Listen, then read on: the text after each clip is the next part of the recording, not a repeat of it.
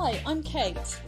And I'm Mandy, and this is Love Sober, the podcast for the sober and sober curious. Hi, and welcome back to Love Sober, the podcast for the sober and sober curious. And today it's me, Kate, and I'm absolutely delighted to be talking to Emma Sobersonic. Yay! Hi, Emma. Hi, Kate. So good to be here. Oh, lovely to see you. Emma's doing amazing stuff. She's just won an award. She won a Seedlip Award for being a mixed sober, alcohol-free mixologist, cocktail maker. Yeah, something like that. So the competition or contest was organised by a company called Holy Llama Spice Drops in conjunction with Seedlip, and we had to blind select one of the 3 Seedlip botanicals and blind select 3 of the spice drops, which Holy Llama have got really big range, and then create a drink from them that married the 2 together, and it was like huge amounts of fun. Yeah, it's like MasterChef. It's like MasterChef of the sober cocktail world. You say that. It was judged by Mixman and also Josh from Club Soda and Christy from Seedlip, and they did it live on Instagram, so it was honestly I couldn't be a master chef. It was terrifying. Oh, that's amazing. But we've been sober friends for a while, haven't we? Like, you've been on the sober journey for like 6 years. You've been posting on, you're a sober life advocate, posting on Instagram for the last 4 years, out and proud.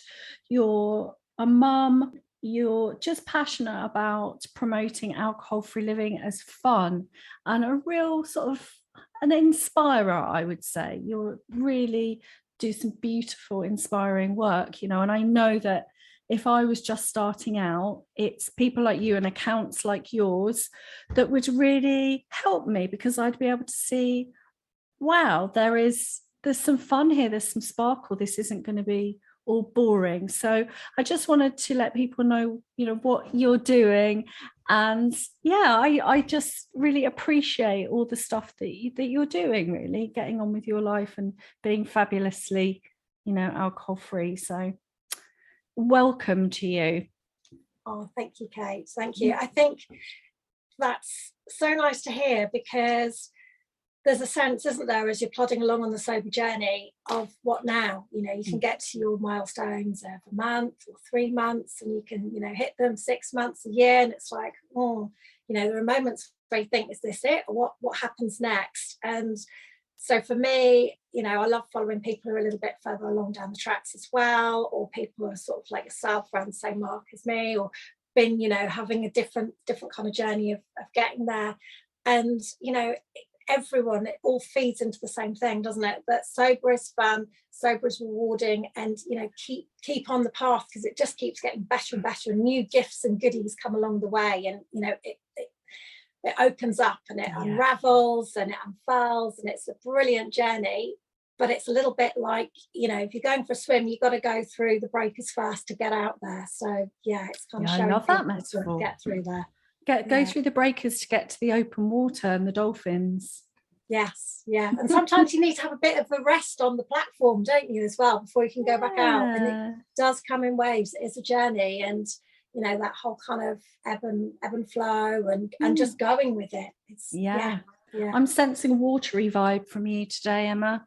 The ebb and the flow, and I'm loving those the sea, the water metaphors. I'm picking up on them. Definitely. It was pouring yesterday, so it's a little bit of rain makes, got to have your rainbow, haven't you? So just tell us briefly, because I really want to dive into this idea that we were just touching on briefly before we hit record, which is the sparkle and the fun and the creativity being kind of badass resilience tools, because I think it's really an interesting area to really unpick and inspiring for people, because on first glance people might not get just why, it can feel like a bit of frippery and a bit of candy floss on the top, and actually I think those practices are actually kind of self-leadership and resilience tools. And we've talked, and we'll go into that in a bit, and that's where we're going to go. We're going to dive into that. But I just wonder, for people listening in, if you could just tell us a little bit about what led you to the decision to becoming alcohol free. Yeah, sure. So alcohol had always been on the table when I was growing up. It was always part of the equation, and it was part of normalized life. So I never really questioned why I started drinking at all. And it was back in about 2007 that I noticed a friend of mine wasn't drinking. And I said, oh, how come you're not drinking? They lived in France. So I literally assumed that red wine was coming out of the tap. And they said, oh, I'm just on a bit of a break. And, you know, I just feel like every now and then we should have a bit of a moment to reassess our relationship with alcohol. And, you know, sort of, that's what I'm doing at the moment. And that just seemed so out there and strange, because it wasn't like, oh, I'm just not drinking today. It was, I've not been drinking for quite a few months whilst I have a think about this. And that sentence just really embedded in my head, and I didn't really appreciate that at the time. Fast forward, becoming a mum, and you know, the narrative changes at that point, doesn't it? When you have a family, suddenly it's not easy to get out the door, let alone navigate going out for drinks with friends. Your hormones are all up to spout. And I found that after having children, my tolerance to alcohol, it just completely fell off a cliff. So going out was very much Russian roulette. It could be 2 glasses and I'd literally be on the floor, or I could drink several and be, I'm going to use inverted commas, fine. So it became very unpredictable. And that unpredictability fed into an anxiety about how was the evening going to go? How was it going to end up? So to take the edge off that, I would preload, which then was really kind of creating a self-fulfilling prophecy of how the night was going to turn out. The hangovers were brutal. The sleep was really interrupted. It was horrendous. I was constantly feeling anxious, and, you know, kept saying to myself, oh, you know, oh, never again. But of course, by tea time, I'd be drinking again. So there'd been this kind of sense of, oh, never again, but I'd never done anything serious about it. And then I'd had a particularly brutal hangover following a family occasion where I just felt I'd made a complete hit of myself in front of my family, really embarrassed myself. And I was like, I'm in my 40s, I shouldn't be doing this. So that prompted me to take some action to actually buy a quick lit book, which I researched really thoroughly on Amazon. And when the book arrived, because I'd done my research, I was like, this is going to work. So I didn't read it because actually I wasn't ready to stop. The thing that really kept me stuck was, what else will I drink? I mean, there was literally water and squash on the market and some lemonade, and I just don't feel ready to, you know, to be that kind of a person. Back in 2014, there wasn't really a sober community. I wasn't really on social media, so I wasn't aware that there was even like a sort of a bubbling away sober community on Instagram. So I carried on drinking, and hangovers got worse. And, you know, there were some really awful sort of moments where I sort of have to run out of the kids section, you know, kids time of the cinema to go and throw up in the cinema and leave my children watching the 10 a.m. showing to go and be sick and dash back. And, you know, that all then compounded that, oh God, I can't believe that, you know, what, you know, this is the following day. How has that happened? And of course, glasses of wine are bigger, and, you know, maybe I hadn't eaten that much, or it'd been a frantic week. And so all that sort of feeling of anxiety, the feelings of being a bad mum, it was all just heaping itself on top of me. So I had a particularly brutal hangover, one that I was just like, I can't keep doing this. And it was in a moment of defeat that I picked up the book pretty much a year after I bought it, and I started reading it. And it said you could carry on drinking, so I read it quite slowly. Yeah, as you do. Yeah, as you do. But in that time, Kate, of having been sat on the sofa for that last year and looking at the spine of that book, kind of winking at me, I'd given that book a lot of power. What book And was so, that?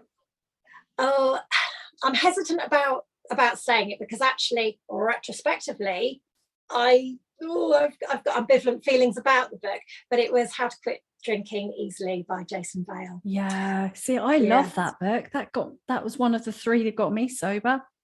Well, yeah, and it worked because Yeah. literally I read that book, so I stopped drinking on the was it the 9th of November 2015, and haven't drunk since. Yeah. So it worked.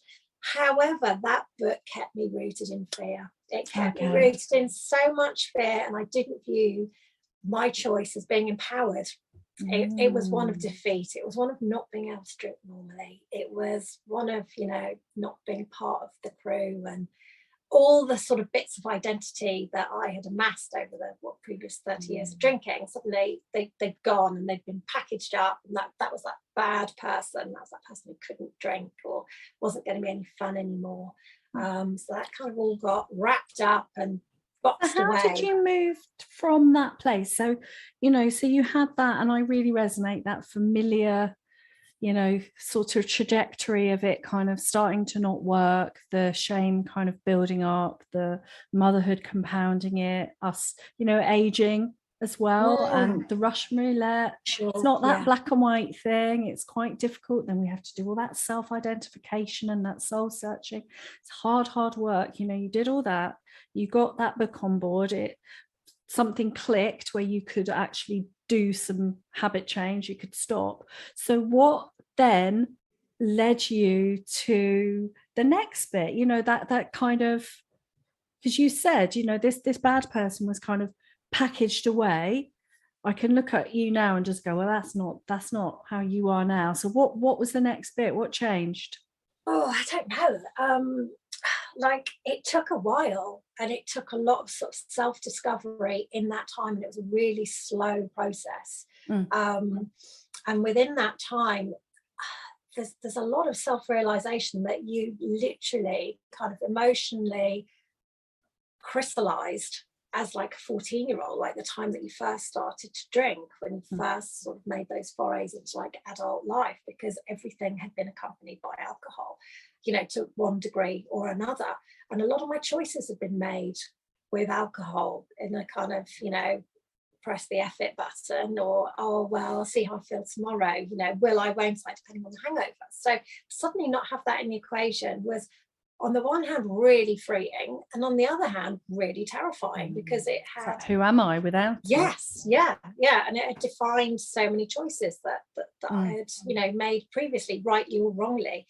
It governed so many of them. So, kind of getting to that point of reconciling the previous person and being okay with her took a long time.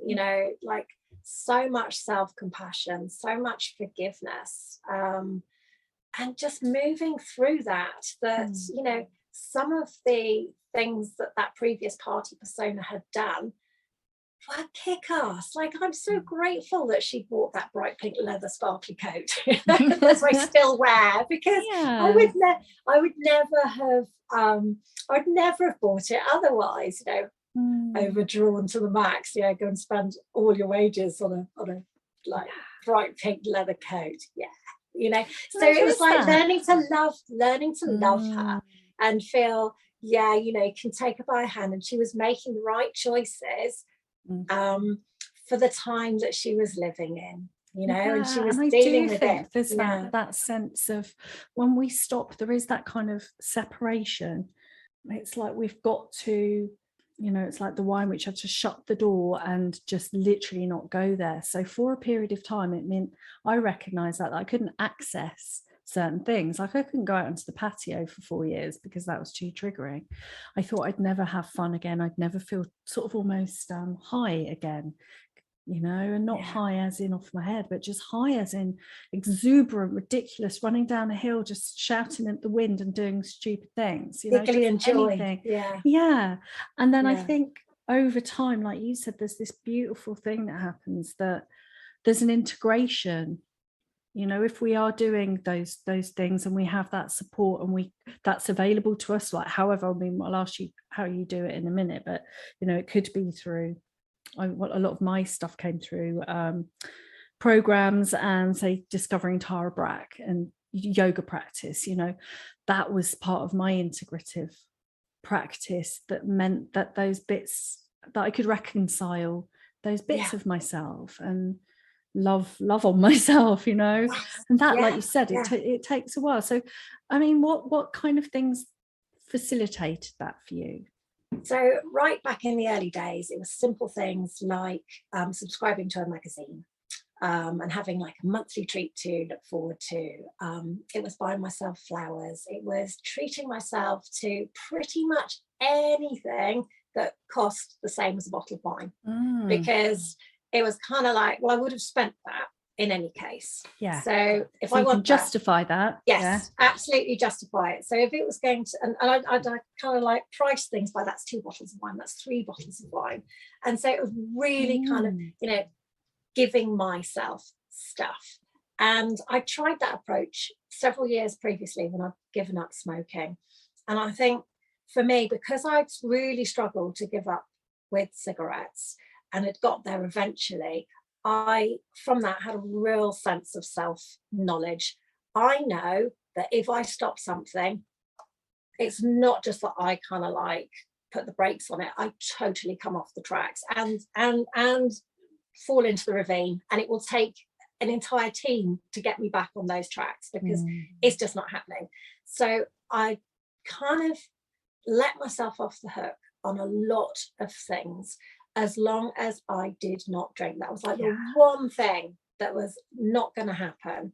And if that meant literally having a bath, putting on pajamas and going to bed as soon as the children had gone to bed, then that's what happened. And I was absolutely immovable on that one thing, because I knew that if I started drinking, I would not be able to get back on. And to people who have had many day ones, I take my hat off to you, because I'm in awe. I know I wouldn't have been able to do that. I knew I had one day, one meet, I had one shot, and that was it. I spent such a long time sort of sharpening the axe, getting ready to do it, and literally feeling like going sober, I was flushing my life away, saying goodbye to friends, to the life that I once knew and loved. And to a certain extent, that's true. But see you, bye. They were good times, but it's now even better now. But you don't know that at the time. It was a real kind of bungee jump into the abyss. But that was the one thing that I was really, really rigid about. And to be clear, I only really kind of got that a few weeks, months down, because at the beginning I just thought that when I could get to Christmas or the start of December, that would be pretty good. But I just got curious. How far can I go? And it was doing that every day of, that was another day, and we didn't have sober apps back then, so it's literally counting on your fingers, and oh gosh, double figures, and it's 100 days. I remember looking in the mirror on 100 days, which kind of was just around New Year, and seeing a pair of sparkly eyes look back at me, and it was like, wow, oh my goodness, like stuff starting to happen. And it was like, I have to keep going with this. However hard it is, I've just got to keep going, because I could feel changes happening. I could feel sort of emotionally, physically, there were like little shifts, little glimmers that were coming. And I had felt so miserable beforehand, to get to a point where actually I'm going to commit social suicide by like completely not drinking anymore. I'm gonna be like that one person who doesn't drink. Didn't know anyone who didn't drink. So I was at a point where I was broken, and I look back on that, I think, thank goodness I couldn't drink like a normal person, because then I'd still be drinking. And I feel so happy to not drink. It's just the best. It really is. Gifts of sobriety. They just keep going, man. They really do. Yeah. And so, but tell us about your journey then into alcohol-free cocktails, and kind of what it gives you to be involved, why you do it. Like, why do you do it? What do you love about it? Okay, so I think previously, like the journey is like, you know, you're doing stuff, like you're finding yourself spiritually, finding yourself emotionally, you're doing some of the work, and you know, for different people that's different things. That's either running, or it's maybe, you know, moving their body, doing some yoga, or connecting with nature. It's the things that you find. And I kind of hadn't found my thing. So I'd got to about 3.5 years and I still hadn't found my thing. I've been trying different things. I've got curious and I was exploring things. And, you know, thanks to your Love Sober group, I've met loads of people and started having the connections and meeting like-minded people and other people who weren't drinking. And it was like, there's still something missing. And the thing that I found at that point, which just became a massive lifeline for me, which was literally the thing that then meant, okay, I've been swimming for ages. I've now found this thing that gives me the strength, was essential oils. So I found essential oils, and it was just like, wow, one of my senses is suddenly ignited, it's engaged, and it's making all the other pieces join together. That is super interesting. I want to dive into that one. Yeah. And it was like, suddenly I wasn't white knuckling sobriety the whole time. It was just like, yeah, this is it. This is who I am. I'm a sober person. And I started to get that confidence about it, that it wasn't some dirty secret to be ashamed of. It wasn't something to be embarrassed about. It wasn't like some character defect or some failing, or, you know, something that was wrong with me. It was me embracing this healthy life, this sort of, you know, and owning it and wanting to be that, like not feeling embarrassed that actually if there's a vegan choice on the menu, that's where I'd rather be, thanks very much. I've got a family of fussy eaters, so it's not going to be my life for a while. But, you know, things started to become possible, and I could start to look forward to the future and to the where is your life going, and look into that and feel into that, rather than one day at a time. And yes, one day at a time is really important when you're going through the hard parts of your life. But when you want to feel the joy, you don't want to just feel like, oh, it's just this moment, it's just this moment. You want to feel like, yay, where are we going? This is a great trip. Do you know, it's very interesting that you say that to me, because I've been getting that recently with noise cancelling headphones, which Mandy put me onto, and going out in nature. And I call it sensory stacking. So it was like, okay, I can go for my run, and that might, you know, and I kind of should do it. I do get a bit of endorphins. This, you know, there is some kind of boost there. However, if I put noise cancelling headphones and get my music right and look at the light, I get that whoosh, you know what I was saying before about the high. And what I understand now, because last year I did this lots of training with Irene Lyon, who is she's a scientist, but she works with the autonomic nervous system. So coming out of fight flight, coming out of freeze, and you've got these bits in us that you know, so often what we often do in early sobriety, from my perspective, is that we learn to calm. So we learn to come out of fight flight, and we learn to go down into what's called the dorsal vagal. So we chill out. But that's where it kind of lives. It's our social engagement part of us. So when we're engaged, when we're transcendent, when we're happy, when we're joyous, when we're, you know, we're just all in that. It's like, for me, that's part of the piece of the puzzle. That's like the gold. That's like the gold of sobriety. When you get that, you get that, and it isn't attached to booze anymore, you will never have to drink again, because you've got all the pieces. And when you said about your essential oil, I was like, that is super interesting, because somehow I think a way into that can be with our senses.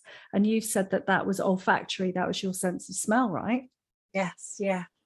I mean, I was always really into, you know, I'm going to use the word using an aroma to boost my mood. You know, I'm going out for lunch, I'm going out for a party. Let's spray it all on. Interesting that was your preference, and that was a gateway for you.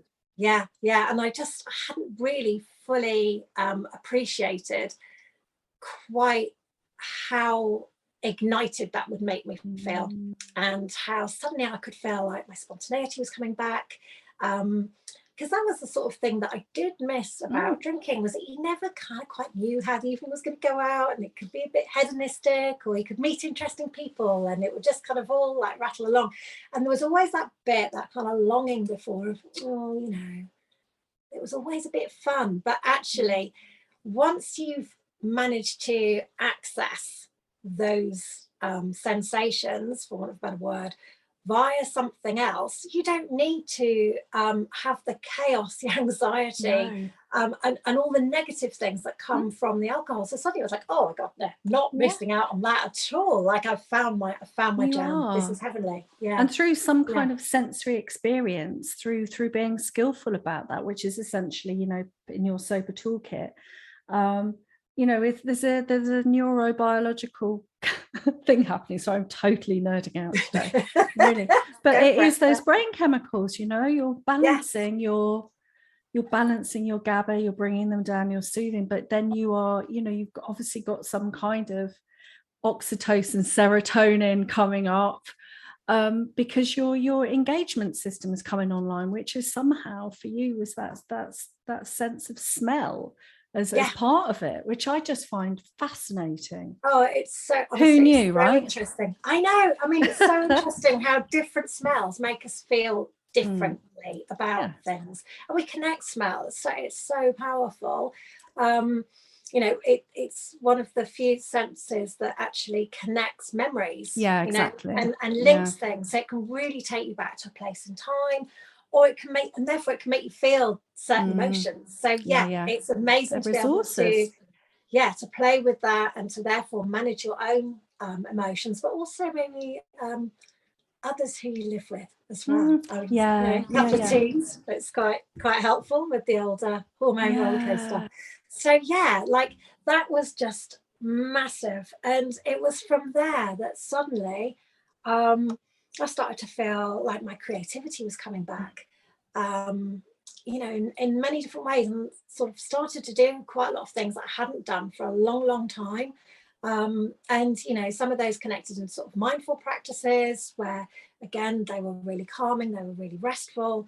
And then, you know, just sort of playing with things, playing with, you know, just even arranging things on a plate. It was all those kind of things that I just started to take huge amounts of joy from, and lots of fun and delight in doing, and it didn't feel like a waste of time, because actually I was enjoying doing it. And it sort of all comes back into that thing of sort of self-value, self-worth, and self-nurture. And you know, before I quit drinking, the way that I kind of chilled out, relaxed, enjoyed myself was by consuming alcohol. Whereas, you know, fast forward 6 years, there's so many ways that I relax or bring myself down, you know, work through problems, just, you know, whereas previously it was just like, oh, you know, it wasn't even get the corkscrew out, it was a cap, because that was easier. So and you know, all of those things that you're talking about, I love. You know, we talk about that you've said, increasing your value and your sense of value. You know, this is worth taking time over, I'm allowed to take this time. And also when we're in those places of flow and creativity and mindfulness, that helps rewire our brains. So that's going to speed up the feelings. You know, if you're actively working with those, right, that's going to help you feel more solid in your sobriety. You know, it's backed up by science. And we know that because they feel good. And that's a really good, because I had a question on somebody posted recently on our group about the sober toolkit. You know, what is it? And it, you know, and it's that, I love that Mary Oliver poem, and I think we can come to this. I think when you're newly sober, it's all about the muscle power, and it is. It's like, okay, let's get through the day. Let's set those, you know, like I'm going to get through this weekend. I'm going to get through trigger times. So 100%. I don't ever want to kind of negate that.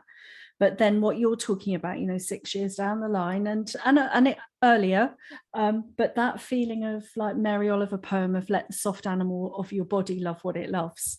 And it's like that speaks so beautifully to me, because a lot of the healing that I've encountered, and what you're saying is being around those sensory pieces and actually an embodied feeling. For me, I like that crossbody stuff that makes me, and warm blankets and warmth, and the sound for me is very important. The new noise cancelling headphones, Mandy made me buy them for my 5-year sobriety last year, are life-changing, right? And I love the fact that these new tools all the time, right?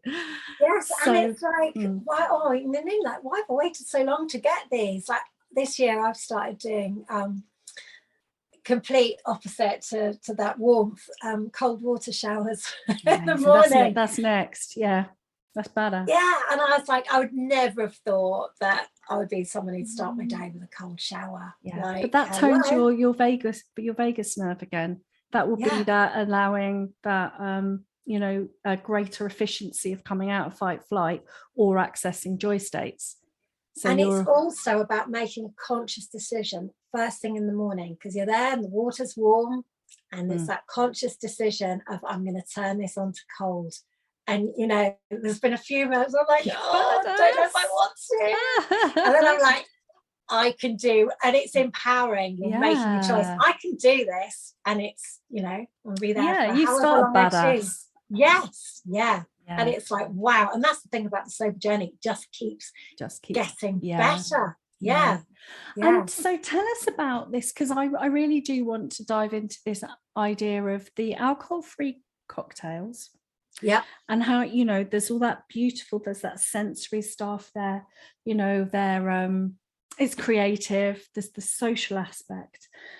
And I want to just unpick, if it's okay with you, about how you feel that helps you in your life, as a kind of, it's a resilience tool rather than just a bit of whipped cream on the top.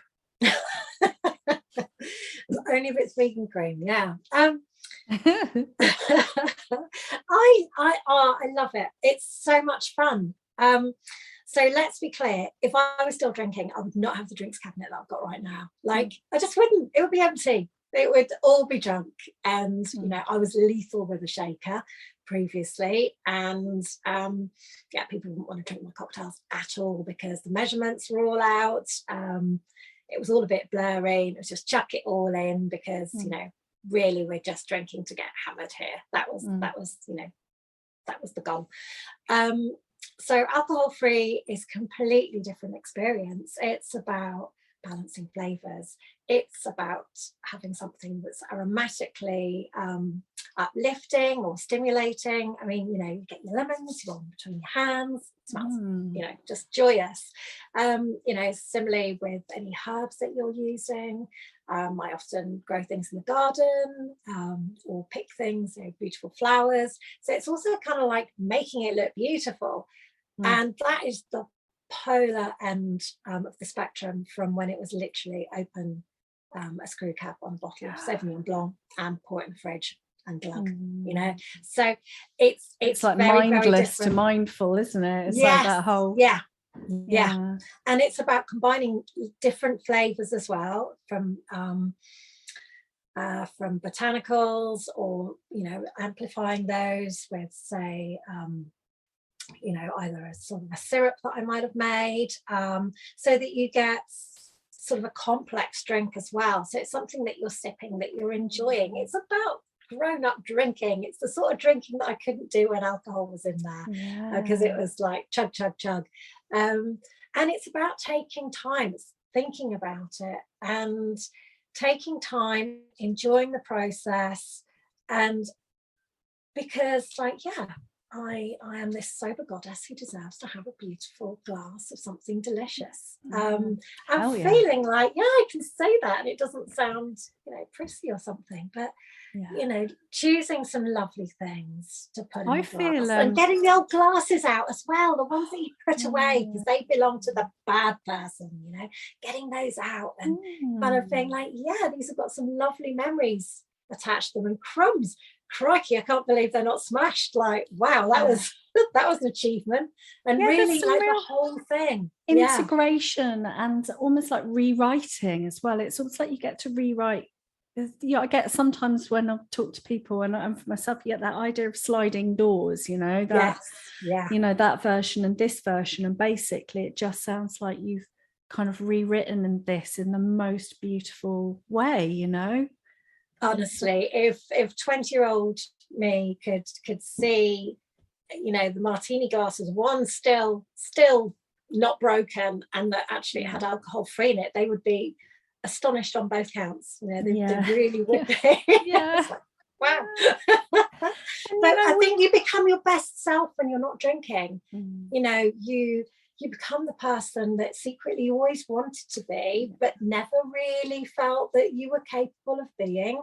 And you know, like, I still make mistakes, things still go wrong. I'm by no means of anyone's imagination perfect, but I'm kinder to myself. And when I do make mistakes, don't hit the booze and then, you know, slink off and pretend it never happened. Yeah. It's, you know, it's a completely different way of viewing things. Yeah, and I totally agree. And I think there's that sort of, you touched upon it before, that being mindful and intentional and curious. So there's a few things there which I think, and I know, you know, we spoke a little bit before we got on. You know, my family situation has been really difficult the last few years, and you know, yours too. You've had some significant challenges, and how that we can use these things really intentionally, rather than, you know, in the bad old days, you know, you could kind of use booze to escape. Yeah. But it's like the opposite. It's like using things really skillfully to elevate your mood, to comfort, to soothe, to cheer in a really authentic and creative way. And they actually really, you know, that it's very good for us. It's really balancing, and it really helps for resilience, you know. And it's also about celebrating the fact that all these awful things are happening, sometimes concurrently. But hello, I'm still here. I'm still here. I'm still showing up for myself, for everybody else, and I still have good things in my life. And yeah, okay, there are some car crashes going on, but actually that doesn't mean that I need to kind of get in the pile up. You know, I can still show up and do the nice things for myself. And I think, you know, going back to essential oils, when things are really, really sticky, all you have got to do is take a lid off. You know, that's all you've got to do. So I love your metaphors. I'm like, take the lid off your life. It's like, take the lid off an essential oil. Take the lid off the bottle. That's all you've got to do, because, you know, if there's stuff going on, it's like, oh, I don't want to put on the trainers, or the weather's bad, or I've hurt my knee. You know, you can put a lot of blocks in front of things, can't you? Whereas literally, I know if things are really, really bad, just take the lid off the lemon, have a few sniffs, bit of lavender, and straight away I'm going to feel slightly soothed and calmer and a little bit happier, not necessarily about the situation, but just confident that I've got this. You know, and that then allows all the other stuff to kind of kickstart and come back into place. So, you know, your journaling, your daily gratitudes, and all the kind of like the baseline stuff that's so important. And that, you know, I never did 6 years ago, and would kind of have scoffed at anyone doing that. You know, I might, you know. So it does. It's those intentional, again, isn't it? Some good simple routines and boundaries that work for us. Like I always see it like the sober scaffold, a little bit of an emergency toolkit, which it sounds like your essential oils are that kind of, that can easily ground you if you're having a bad day, or lift you up, to get us out of that sort of, well, I guess it's, as we go along, it's not so much alcohol triggers, but it's definitely a dysregulated state, which could then lead to other unhelpful things. So if we've got something useful like your essential oils, me for my noise cancelling headphones say, you can come out of that triggered state and then return to equilibrium, and then get back to putting one foot in front of the other, but not in a reactive way, right? Absolutely. And I mean, the thing is as well is that, you know, it's we live in an alcohol centric world, right? So the focus is always, when you step out the door, it's always about alcohol. People are always, you know, drinking or Yeah, I don't see it anymore. It's in the equation. Well, I think I'm able to filter it out most of the time. Yeah, it's but interesting. sometimes it can really kind of confront and pop up. And so I think it is really helpful to kind of have all those things at your disposal 100%. So that, when you do have some low moments, it isn't that, your brain suddenly going, oh, remember this used to help. This used to help. We used to do this. Do you remember? Yeah, that was a long time ago. I've got all these other wonderful things that I can now, dip into and select from and choose what do I need now? What's going to help today? And it's so good to, like you said before, you were talking about your journaling and those good practices, and to do these on a regular basis to remind ourselves, so that it's almost a bit like yoga. We always say you do hard things on the mat and you do it regularly, so when the shit hits the fan off the mat, you know how to deal with it. You can do hard things. It's like almost like that muscle memory of, I know I can go to my essential oil, or I know I can get to a class, or I know I can get to a run. It's because they're in our minds. And they're available to us without too much muscle power, because we're working with them and we're using them. More you do them, more than you do them, exactly. I mean, like, I love making different drinks, and I love kind of having a moment to take a pretty picture of them and sharing the recipe and stuff to help other people. But also it's about sort of being creative, and it's about taking up space in your own life, that yes, that time of day should be focused on other people for dinner, and that used to be how life was. And so life got reduced to just literally pouring something into a glass quickly and kind of necking it, not really being aware or in the moment and enjoying it. So it's about taking up space, and I'm worth it. I'm worth this pause. People can wait 5 minutes for dinner because actually I'm important and I'm going to do this for me. And that's not being selfish or somehow lacking. It's prioritizing yourself so that you have then got more gas in your tank to keep on running the show and managing things, because life has been complicated these last couple of years. It has been tough. A lot of people have said to me, oh, I can't believe you're still not drinking, even though you've been going through all this stuff. And it's like, I've got a husband with severe mental health problems, PTSD. I've got a son who's a wheelchair user. I've got a daughter who's just started secondary school, and all the stuff that kind of goes with being a tween girl. And I'm holding the space for all of that. Other relatives, and we've been in a pandemic and things are all a bit weird, and it's like, deep breaths. You can do this, but you need to give yourself the space before you go into serious overwhelm, and staying calm rather than being reactive. And you just ground yourself. 100%. It's survival kit, isn't it? Sometimes it's at its lightest, it's play, and at its most badass, it's SOS survival kit. It does, especially when you've got other agencies and things involved, and you're trying to coordinate things or chase things up, or reading between the lines, what does that actually mean? And drinking me would not be able to manage. Wouldn't be able to do it. No, actually, be able to do it. I sometimes think that. I'm just like, people have said to me, that thing about, wow, it's amazing, and you still don't drink, and I'd be like, I don't even know what it would look like. Do you know what I mean? I was like, literally, for the love of God, I would, no, this is unthinkable. How I would be coping. So, but it's also interesting that it's sometimes that comment comes from people within the sober community as well. So there's still somewhere that kind of narrative that says to us, somehow drinking helps. It's like, no, it doesn't. And just to wrap up quickly, that I really wanted to go back to that, your 5 o'clock thing when you're doing the dinner, and I remember that seeing the quote, keep the ritual but change the ingredients, right? Yes. But what I think you've done is, you've not only kept the ritual and changed the ingredients, but then some. Then you've really elevated it and gone, you know what? I'm going to take this next level. Oh yeah, watch me freaking do that. And I'm just like, I'm so all behind that. That is amazing. I love it. I think we need to keep giving ourselves more, you know? And it's like, because we deserve it, but also it's, you know, these are simple ingredients. They're not like mega fancy. Anyone can pimp their drink, you know, a lovely glass of sparkling water. You can freeze some fruit in your ice cubes.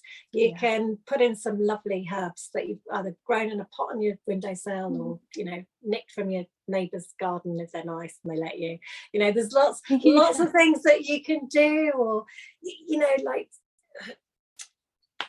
you can put some lemons in the oven, you can dehydrate slices. There's so many lovely ways that you can make your drinks delicious, look beautiful, smell amazing, and you don't need to have a fortune to do that. Just a little bit of imagination. And you know, you can also make those things portable as well. So if you're going out and place that you're going to hasn't really got on board with alcohol free, you can still make your drink look special. I don't think anyone's going to get upset about you putting some mint or a bit of rosemary and a piece of lemon into your glass. You know, it's like, we deserve this. It's not, sobriety is not a poor cousin at you know, that's been invited around for dinner. It's an equal choice. And love that. So if someone was just wanting to start out with this, experimenting themselves, what would you say would be your kind of top tips and maybe a handful of ingredients that they could try?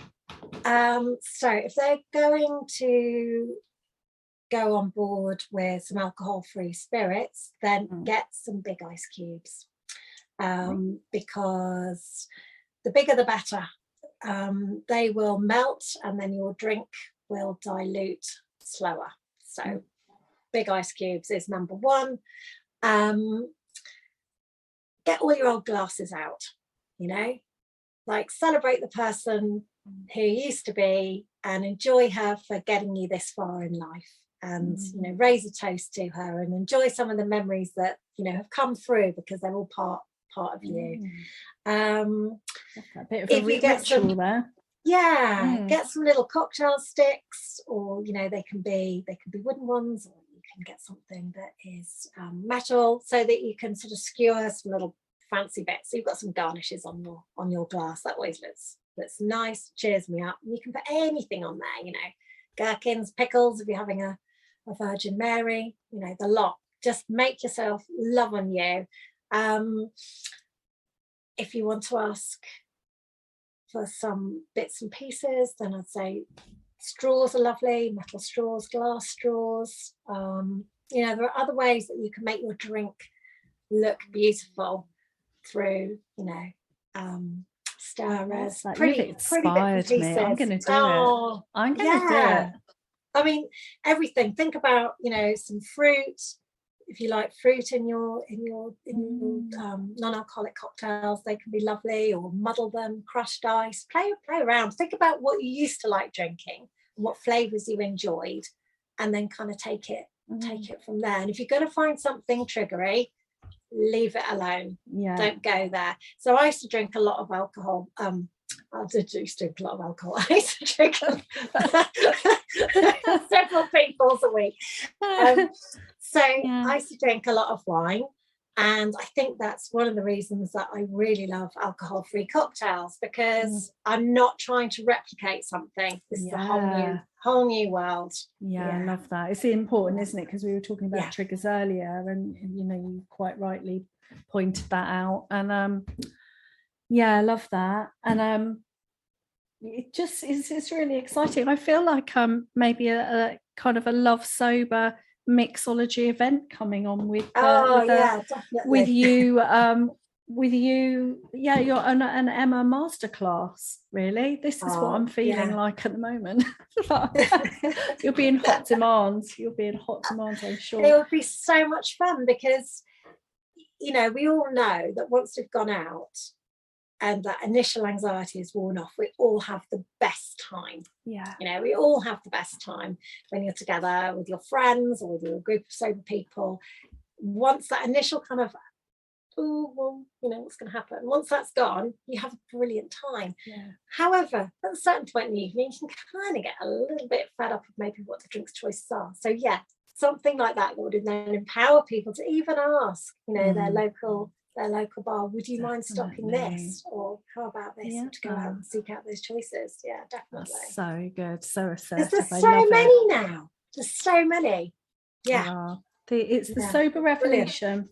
Yes, it is. Vive la revolution. So we're going to wrap up now, but we always wrap up by just asking you what your reason to love sober is today. Oh my goodness, it's just given me my everything. It really has. I can't even put it into words, but like literally you can look around my home and whatever I look at, there's some kind of sober metaphor there. Like I can see my 2 little sleeping cats here, and I think if they got sick, I wouldn't be worried about taking them to the vet and the vet bill. Just simple. It just gives you so much clarity. It's given me so much clarity and happiness and joy. Even when times are hard, I know I've got this. I can do it. It's just given me so much confidence. Yeah. Thank you so much. It's been amazing to talk to you. I'm super inspired by all the cocktail talk and the essential oils actually, and you know that you won that big competition. You know, we said, didn't we, that it was like you were like the Eddie Eagle of the sober cocktail world. It's like these big hard hitters, and then you come up and you just absolutely kind of floored it. It's amazing. So honestly, I was so elated, and you know, it's, you know, getting through was just brilliant, and I was really happy with my drink, and I thought, I've, you know, put something forward that's really, really delicious and tasty. But it's thanks to the sober community that I got through. Amazing. And you know, having that kind of support is phenomenal. And when you think back to when I was like, oh God, I'm not gonna have any friends, and you know, and then suddenly you've got a million community. It's just fabulous. It's amazing. Thank you so much. Thank you. So good to see you. Thank you. So if you're immediately concerned about your drinking, please do reach out, send up a flare, go online. So many communities now. Find your fit. Get in touch at hello@lovesober.com if you've got any questions, or if you want to put forward a topic you'd like to speak about and you'd like to hear about. And see you next week for more chat. Stay safe, everyone.